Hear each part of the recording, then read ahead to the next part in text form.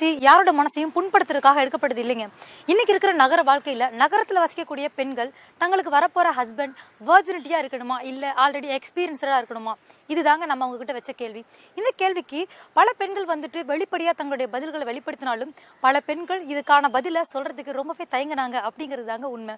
இந்த நிலையில அவங்க எப்படிப்பட்ட பதில்களை சொன்னாங்க, என்ன மாதிரி தங்களுடைய கணவன் வரணும் அப்படின்னு எதிர்பார்க்கிறாங்க அப்படிங்கறதெல்லாம் அவங்களே சொல்றாங்க. வாங்க பார்க்கலாம். உங்களுக்கு வரப்போற பாய் ஃப்ரெண்ட் எப்படி இருக்கணும்? வர்ஜினிட்டியா இருக்கணுமா இல்ல ஆல்ரெடி எக்ஸ்பீரியன்ஸ்டா இருந்தா ஓகேவா? இல்ல வர்ஜினிட்டியா இருக்கணும். ஏன் அப்படி நினைக்கிறீங்க?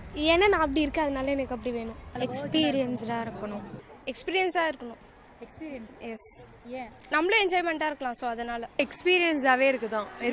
ஏன்னா அப்பதான் நான் இன்னும் அழகா தெரியுவேன். அதுக்கு தான். எப்படி இருந்தாலும் பரவாயில்ல, கிம் யோங் ஜாங் மாதிரி இருக்கணும். என் பாய் ஃப்ரெண்ட் எப்படி இருந்தாலும் பரவாயில்ல, ஆனால் பாக்கெட்ல ஏடிஎம் கார்டு இருக்கணும்.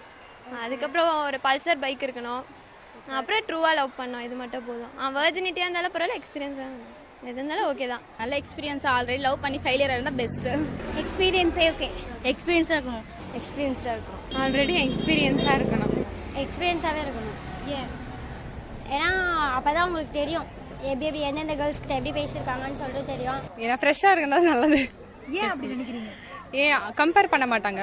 அந்த பொண்ணு அப்படி இருந்தாங்க, இந்த பொண்ணு இப்படி இருந்தாங்க, நீங்க அப்படி இல்லை அப்படிலாம் சொல்ல மாட்டாங்க. ஸோ நல்லா இருக்கும். ஃப்ரெஷ்ஷாக ஸ்டார்ட் பண்ணுற மாதிரி இருக்கலாம். வர்ஜினிட்டியா தான். ஏன்? ஏன்னா அவன் என்னோட தான் லவ் பண்ணியிருக்கணும் லைஃப்பில். எனக்கு வரப்போகிற ஹஸ்பண்ட் ஆல்ரெடி லவ் பண்ணி ஃபெயிலியர் ஆனவனாக இருக்கணும். ஏன்னா அப்போ தான் அவனுக்கு ஏற்கனவே வெக்ஸ் ஆகிட்டு ரொம்ப கஷ்டப்பட்டிருப்பான். அந்த கஷ்டத்தை அந்த பொண்ணுக்கு தரக்கூடாதுன்னு அவன் ஃபீல் பண்ணுவான்.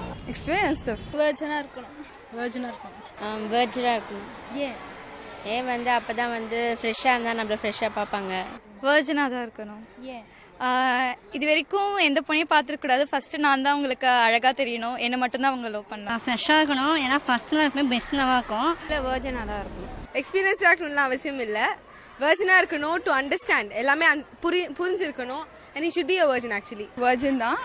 பிகாஸ் அவங்க கேர்ள்ஸ் கிட்ட எப்படி எக்ஸ்பெக்ட் பண்ணுறாங்களோ ஸோ அதே தான் நாங்கள் ஆஸ் கேர்ள்ஸை நாங்கள் அதை எக்ஸ்பெக்ட் பண்ணுவோம். ஃப்ரெஷ்ஷாக இருந்தால் தான் நம்மளை பற்றி நினைக்கிற மாதிரி இருக்கணும். எக்ஸ்பீரியன்ஸாக இருக்கக்கூடாது. ஏன்?